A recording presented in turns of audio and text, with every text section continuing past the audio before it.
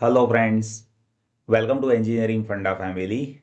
In this video, I will solve two interesting problems based on signals.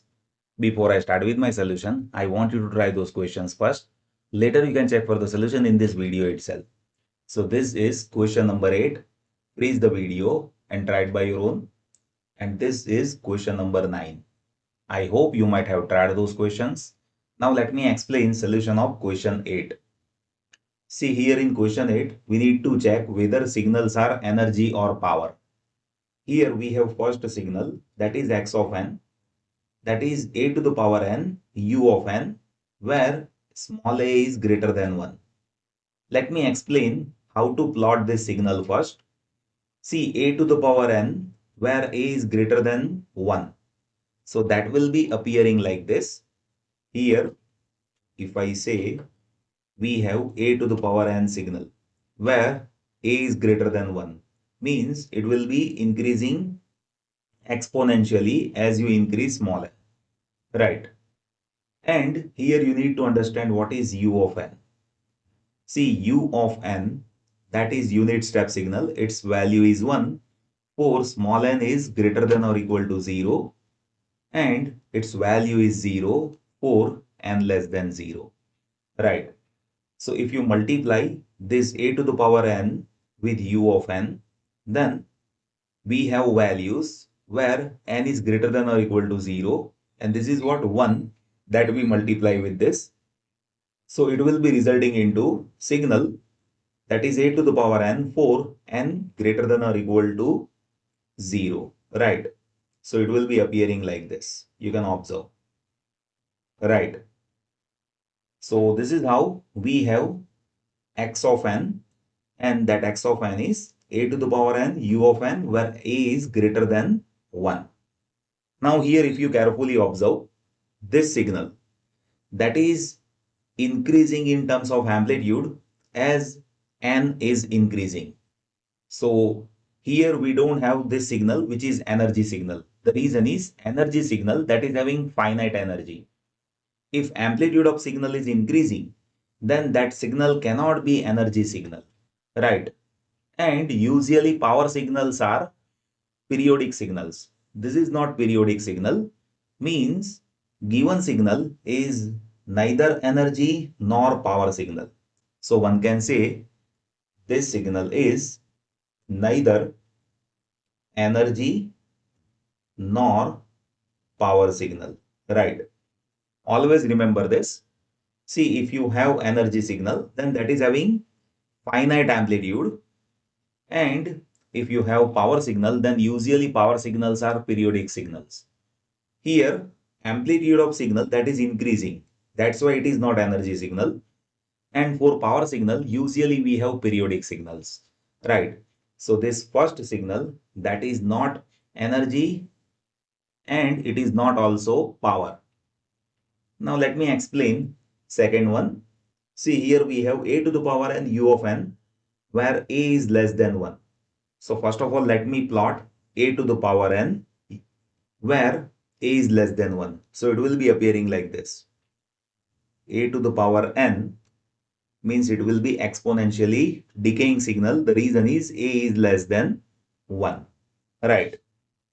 And that is what multiplied with u of n.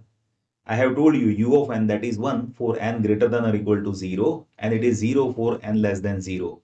So if you multiply this with a to the power n, then you will be having signal for n greater than or equal to 0. So that will be appearing like this. You can observe for n greater than or equal to 0, here we will be having samples, right?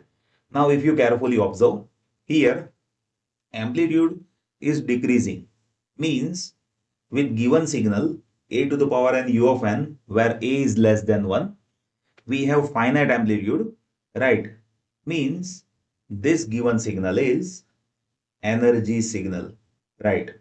This given signal is energy signal. The reason is with this signal we have finite amplitude with respect to time, right? Now let me explain third signal. See, that is a to the power n u of n minus 1 where a is greater than 1. So first of all, let me plot a to the power n where a is greater than 1. So it will be appearing like this. I have already told you it will be increasing exponentially. That is a to the power n where a is greater than 1.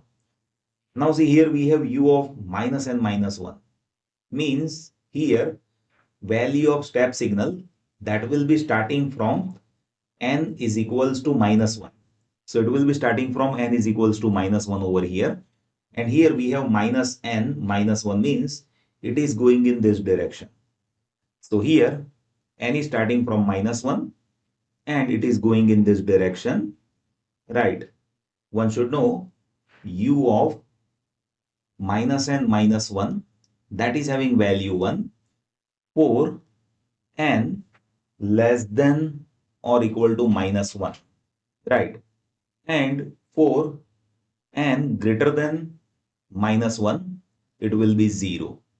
So that is what the signal which we have. So in this direction, you will be having unit signal. And if you multiply that with a to the power n, where a is greater than 1, then you have samples over this side. Right. So if you carefully observe, with this signal, in this direction, we have samples. And that is having finite amplitude.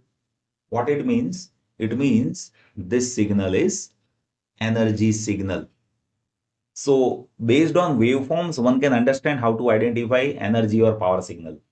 For power signal, you should check periodicity, and for energy signal, you should check for amplitude, right?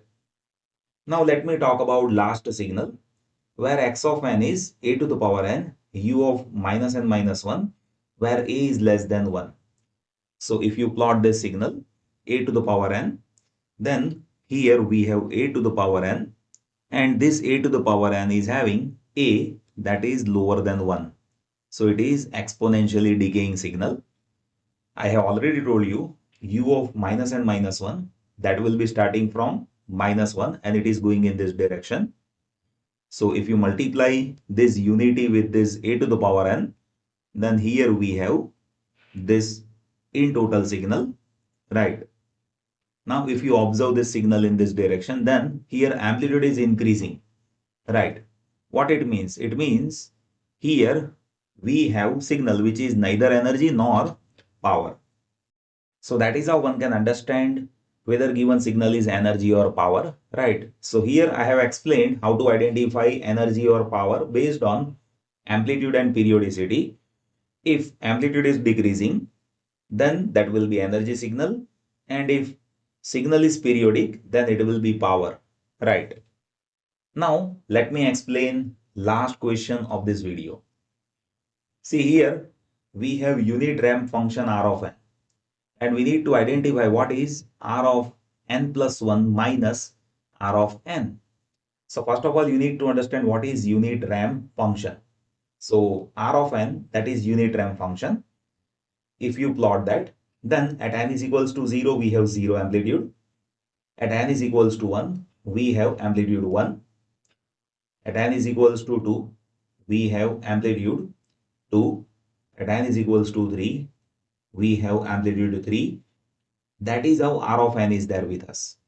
Now when you talk about r of n plus 1, means you will be shifting this r of n in this direction by one sample. So if you plot r of n plus 1, then you will have to shift this signal in this direction by one sample. So this 0 that will come here, this 1 that will come here, this 2 that will come here, this 3 that will come here.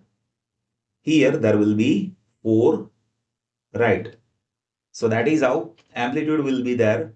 And this is what unit ramp function over here, r of n plus 1, that is shifted version of this in this direction by one sample. Now question is r of n plus 1 minus r of n. So if you do this subtraction, like you see here we have 0, here we have 0. So 0 minus 0, so that will be 0 here. Now here we have 1, here we have 0. So 1 minus 0, that will be 1. Here we have 2, here we have 1. 2 minus 1, that will be 1 again. 3 minus 2, that will be 1 again. 4 minus 3, that will be 1 again. So if you see this signal, so this signal is unit step signal, right? One should know unit step signal, that is 1 for n greater than or equal to 0. It will be 0 for n less than 0. So that is this only. So one can say our answer is unit step signal, right? So ramp signal is r of n, that is unit ramp function. So r of n plus 1 minus r of n, that is unit step signal, right? So this type of questions may come in competitive examination. So I think now you are having fair enough idea about how to identify signals and how to plot signal based on values given to you. If you can understand all those things, then you can easily solve 1 mark MCQs in competitive examination. Still, if you have any confusion, just place that in comment section. I'll be happy to help you. Thank you so much for watching this video.